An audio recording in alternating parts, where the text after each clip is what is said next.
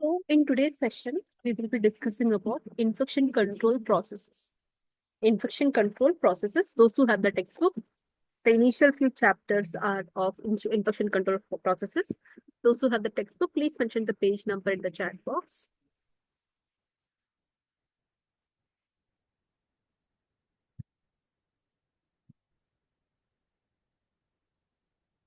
So, infection control process, we can classify them into two main categories: standard precautions and transmission based precautions.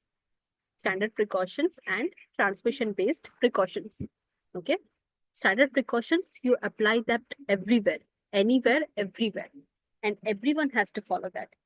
Transmission based precautions are based on the disease condition, what kind of infection the patient is carrying. So based on that, some specific precautions you have to take. Okay. So standard precautions, it must be applied to all patients at all times, regardless of the diagnosis or infection state. Okay.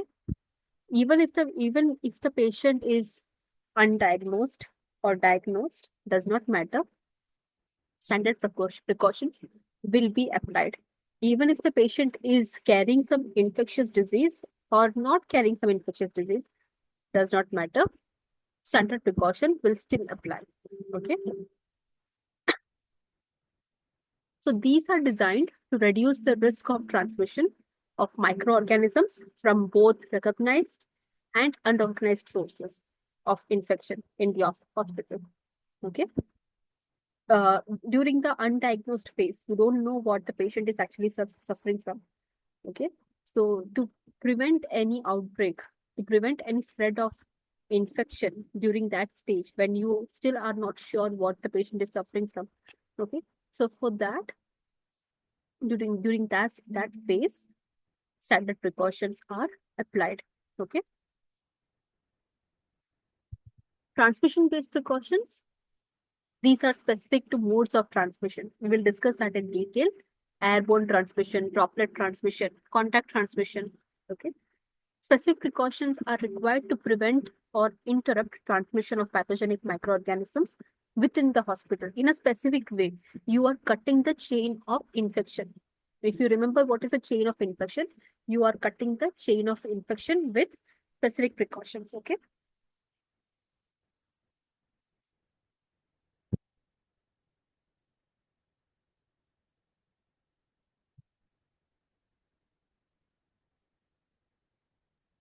So, standard precautions, what are the main rules of that? Consider all patients potentially infectious. Okay, does not matter what disease condition the patient is carrying or not carrying. You consider all patients potentially infectious. Okay, you are not waiting for the diagnosis to come and then declaring it infectious or non-infectious. A patient, a client comes to your healthcare uh, facility, consider them as infectious. Okay, assume all blood and body fluids and tissues to be potentially infectious. Okay. All blood, body fluids, tissues are potentially infectious. Even if you know the patient does not carry any infection, you can't touch the bare blood with your own hands, right? Okay. Body fluids as well, and even patient's body. You're not going to touch patient's body, blood, or body fluids with bare hands. Assume all unsterile needles and sharps to be similarly contaminated. Okay, if the needles are unsterile, means it was in a sterile packaging, but you opened the package. Okay, but the sterile packaging was opened. In that case, you have to assume that the patient, you have to assume that the patient, this has become unsterile. It may be carrying some infection. So you have to take proper care regarding that. So these work practices are essential to provide a high level of protection to the patients, healthcare workers, and visitors. Okay? So these precautions should be implemented when you anticipate a contact with, when you know that if you are going to take care of this patient, there could be a chance that there could be a high level of chances that you may contract some infection. So when you contact when you know that if you're going to take do a duty in which blood splash would be there or body fluid splash would be there, or you are going to do a wound care, wound dressing, okay, you're going to come in contact with the mucous membrane of the patient. In all these cases, standard precautions have to be applied. Okay. Is it clear to all?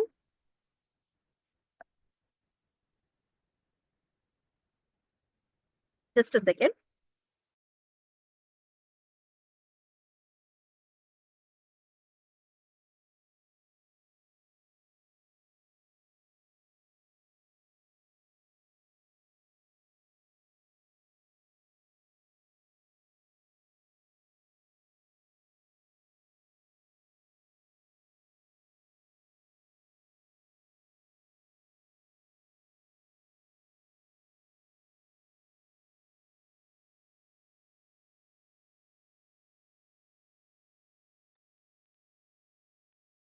So standard precautions, they include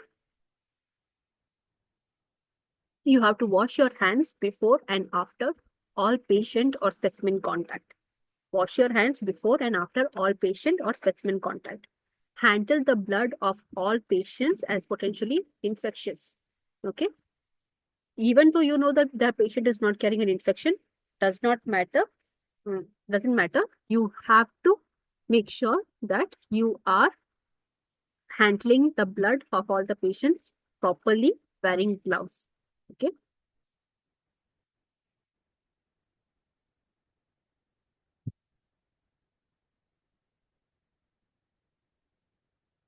Wear gloves for protection, and also put, when you know that there could be a potential contact with blood and body fluid, okay, be prepared, wear gloves.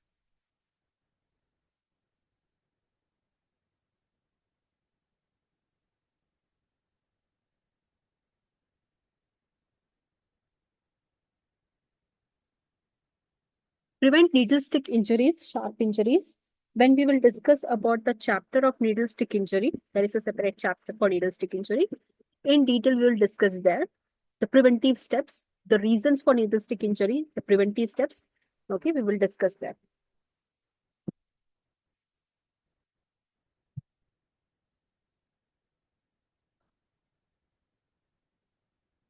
Wear personal protective equipment, PPE, while handling blood and body fluids. PPE includes your personal protective equipments, that includes your gloves, gown, mask, head covers, apron, foot covers, face shield, goggles. Okay. So PPE consists of all these items.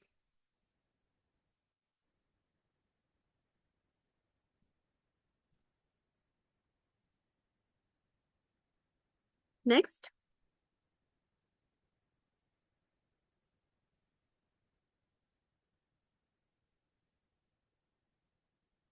handle all the linen which is soiled with blood.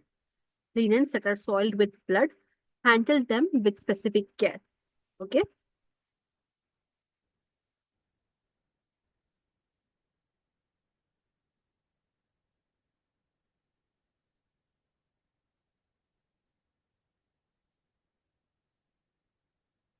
Process all laboratory specimens as potentially infectious. Even it applies to the laboratory specimens as well. You have to consider that as potentially infectious. Wear mask for TB and other contagious respiratory infections like SARS, COVID, uh, cases of swine flu, H1N1. Okay, you have to wear mask. Any influenza that is going on, Nipah virus. Okay, wear mask. Correctly process instruments and patient care equipments. Correctly process means whichever instruments require sterilization, send it for CSSD. Whichever requires whichever requires high level disinfection, send it for high level disinfection, and so on. Okay.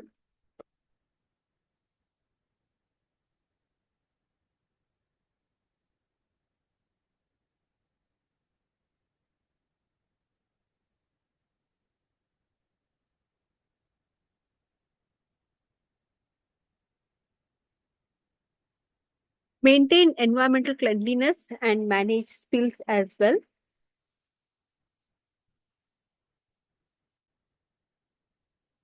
As per spills protocol, every spill has its spill protocol.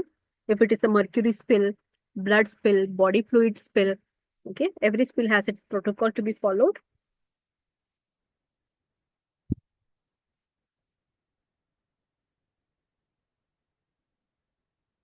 Follow proper waste disposal practices, biomedical waste discardation. So these are the some summary of all the. This is a summary of all the precautions.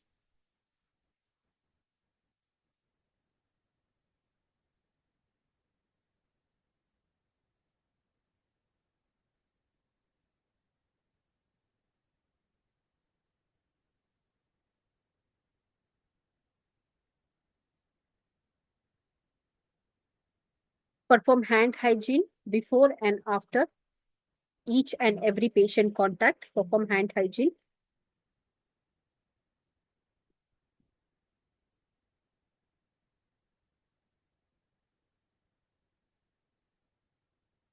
Clean and process the patient care equipment. Clean and reprocess. Again, reprocessing means sending it for disinfection.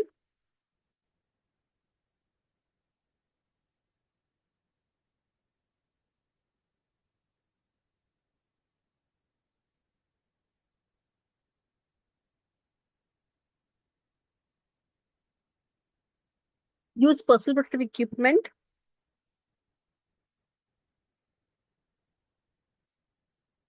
Follow respiratory hygiene and cough etiquette.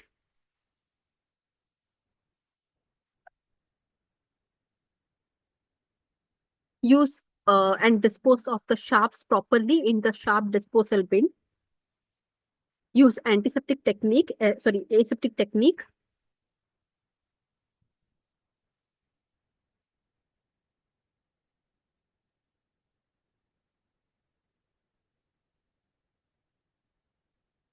Perform routine environmental cleaning.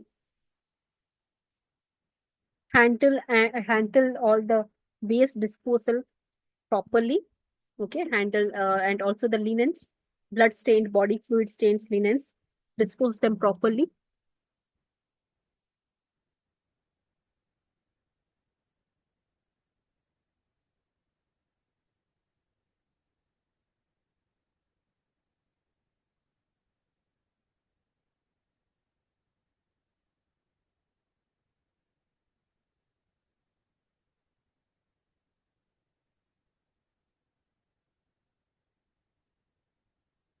So these are the transmission based precautions, different routes of transmission for transmission based precautions.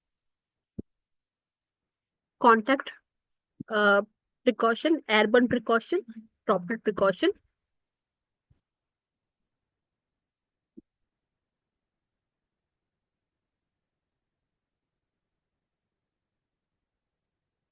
So first, contact precautions or contact based transmission. It occurs through direct contact between the source of infection and recipient, okay, or indirectly through contaminated objects.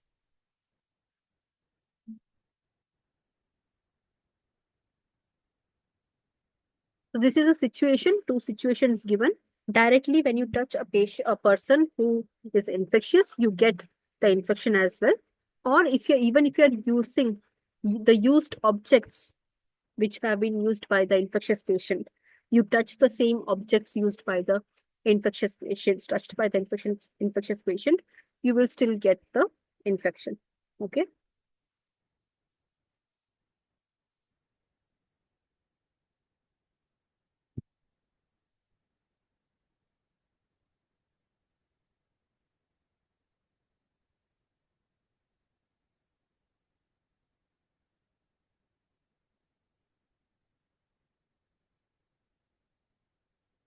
Next, place the patient in examination room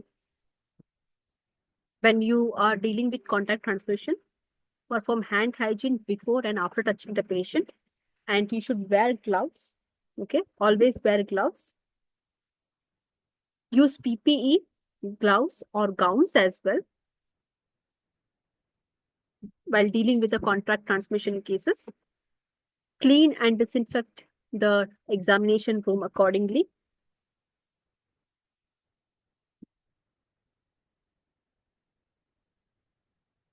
After the patient has left, after any patient who is suffering from a contact-based infection, if they have left the examination room, you have to clean and disinfect the examination room as well.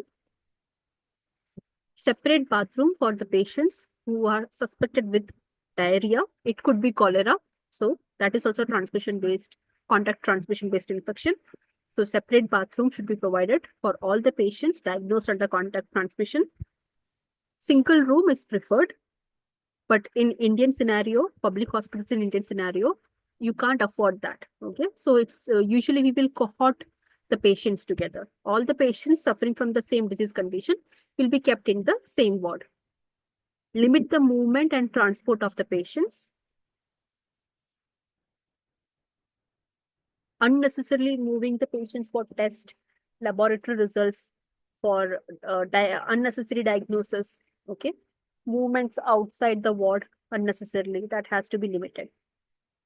Dedicated patient care equipment for single patients, like you will not use their thermometer, their pulse oximetry, BP apparatus for any other patient. If you are using it for a contact transmission based patient, don't use it for any other patient. Let it be kept near the table of the patient who's suffering from contact transmission. Okay.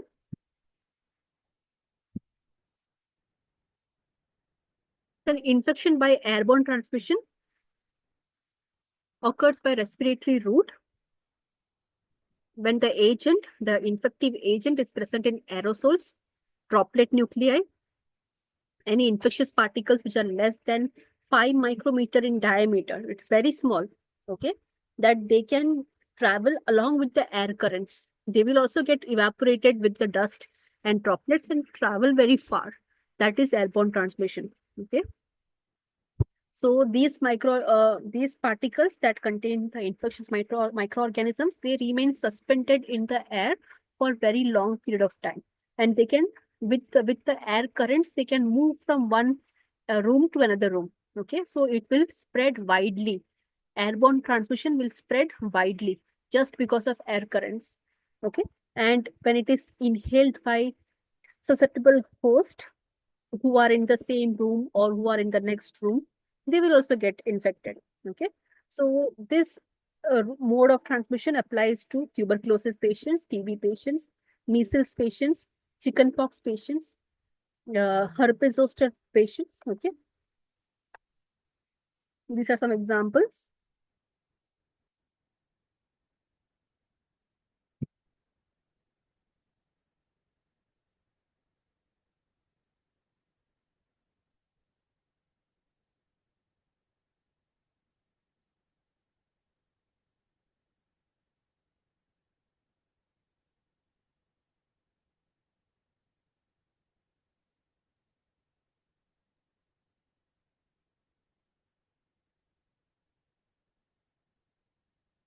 So here you can see the transmission based microorganism and the droplet particles.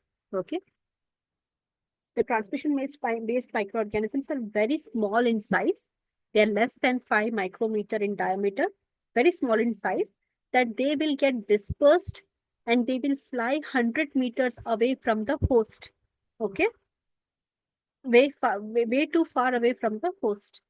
Not 100 meters, but they can fly way too far away from the host through airborne transmission, because it's very light. Okay, they are as light as the dust particles or even lighter than the dust particles.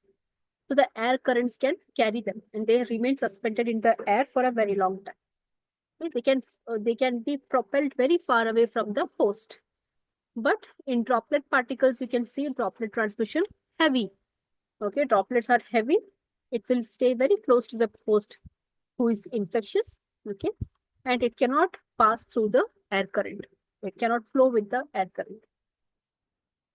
The management of patients who have airborne transmission, respiratory protection is done. N95 or N97 masks are used. Surgical masks are used. Non-immune or pregnant staff will not be appointed in the same room or same ward which has an airborne transmission case. People who are immune to varicella and rubella, they do not require mask. Varicella and rubella is also airborne transmission infections, but those who have already got these disease condition or who have been vaccinated against this disease condition, they don't require mask.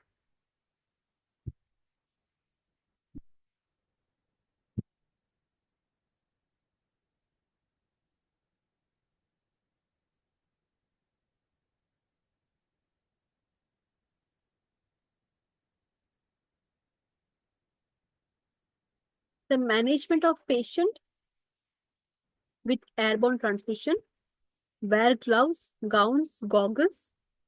If spraying of respiratory fluid is anticipated, wear these PPE should be worn. Perform hand hygiene, that is like any kind of patient, even if it is non-infectious or infectious patients, hand hygiene has to be performed. Okay. Instruct the patient to wear mask while exiting the examination room. The patient has to practice respiratory hygiene, cough etiquette, clean and disinfect the examination room accordingly. The room should be vacant for at least an hour after the patient leaves.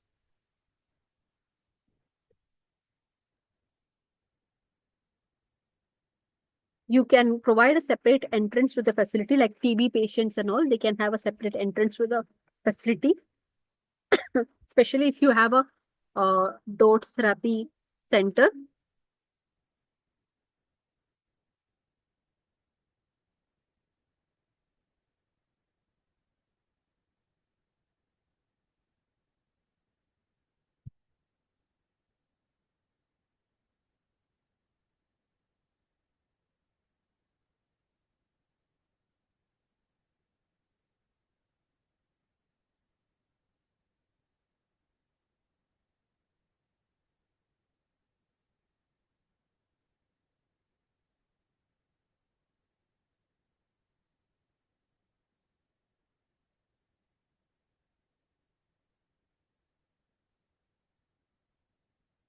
So it's always better to have an airborne infection controlled room, okay, isolation room.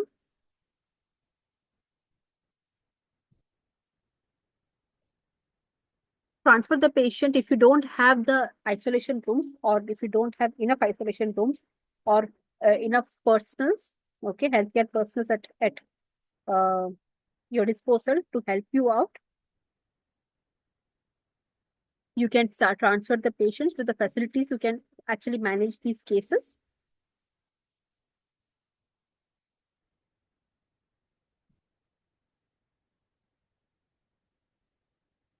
Negative air pressure rooms as well. Self-closing doors can be put because the door will not remain open. As I mentioned, if the door remains open, if the door is remaining open, the infectious microorganisms along with the dust can surpass the door, spread to the hallway, to the next room.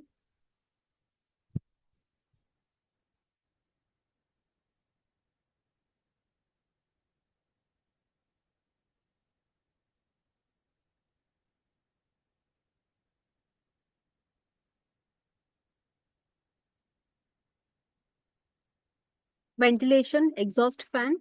Okay, this has to be put because if you have to create a negative pressure room, you have to create a ventilation with exhaust fan.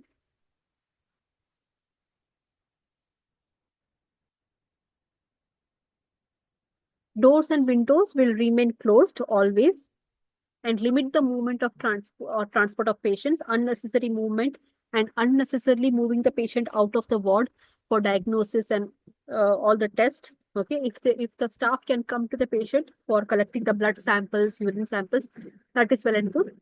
Instead of moving the patient all the way through the hospital towards the diagnosis center. Now, the infection by droplet transmission, it occurs through large particle droplets, which are more than 5 micrometer in size. And the droplets that are generated from infected persons, they are also propelled into a short distance through air.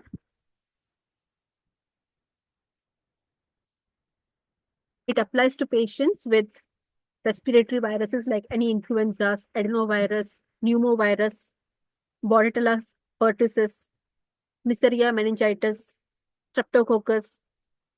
Okay, these conditions come under droplet transmission. So again, the same picture, you can see how heavy the droplet particles are, that they fall very close to the host. Okay, at least in the 6 feet distance of the host. So how do you manage the patients who have droplet infection, transmission-based infection? Prioritize the patients who have excessive cough and sputum production, which means people who are in the reception, in the building area, in the public area, staffs, they have to keep an eye out for patients who are coughing excessively. Okay, and they're getting a lot of sputum as well when they're coughing. Okay, keep an eye out for those patients. If you find those patients around a crowded place, ask them to move to an isolated place, give them, ask them their requirements, needs, and assist them in their healthcare processes. Okay, but separate them from the crowd. That is the main thing. And provide face mask. Separate these patients from other patients in the while awaiting care or in the waiting area as well. From other people also, you have to separate them. Wear mask, gloves, gowns, goggles. If you know that if you go near the patient will cough on your space, on your face, and spraying of the respiratory fluid will be there, and you may get infected. Okay, so wear all these PPE and then go to the patient. Perform hand hygiene, needless to say. Okay, instruct the patients to wear mask while exiting the examination room. Always, when the patient is out and about in the public, mask should be put on. Teach the patient about respiratory hygiene, cough etiquette, and all. Okay. And clean and disinfect the examination room as well once the patient has left. Once you have treated a droplet infection patient, okay, once the patient has left the treatment room or examination room, disinfection should be done before bringing in another patient. Okay. Specific precautions for droplet transmission. Single room is preferred usually. If you don't have single room, cohort the patients. That is better. Wear mask when working with at least 3 feet of the patient. If you're in the same room as the patient, you don't have to wear mask. But when you know you have to go to the patient and you will be giving some general patient care or specific patient care, and you will be within 3 feet of the patient, wear mask. Spacing between beds, 2 beds, 1 to 2 meter space should be there between the 2 patient beds. Limit the patient movement and transport. Again, the same. All the infectious patients, you can't allow them to roam around freely in the hospital. Okay. Dedicated use of patient care equipments to a single patient only. Okay. So that's about infection control processes. If you have any queries, you can ask in the chat box.